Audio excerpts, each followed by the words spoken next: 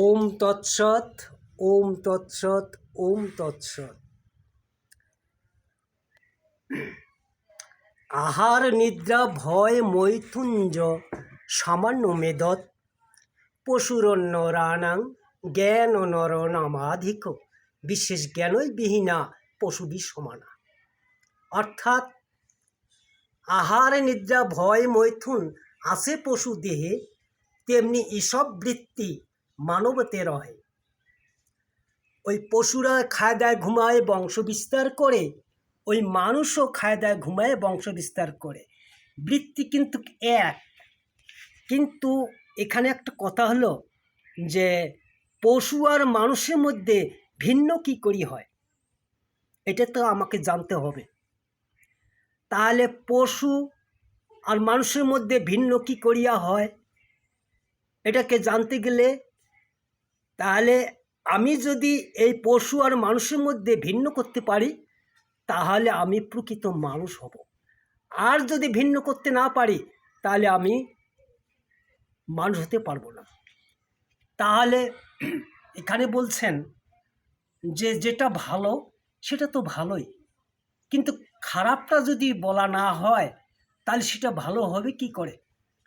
এখন খারাপটা পশুর আচরণটা ধরলে মানুষের আচরণ আসে যাবে। তাহলে পশুর আচরণটা কি?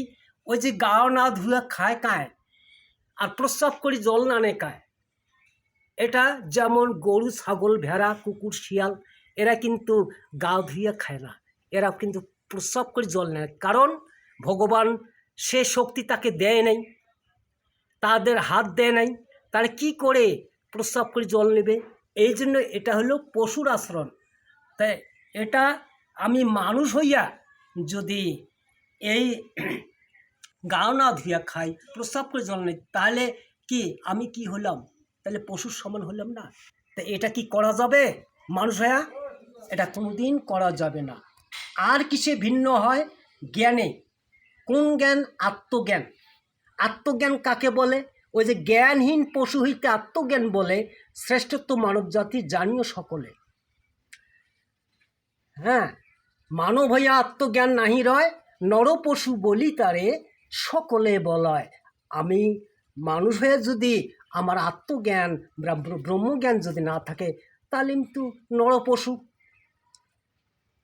যা হোক, এই সব শাস্ত্রের কথা করিয়া মন্থন, এই সব শাস্ত্রের কথা করিয়া মন্থন, রাধা কৃষ্ণ প্রেমানন্দে একবার হরি হরি বল। 5 মিনিট।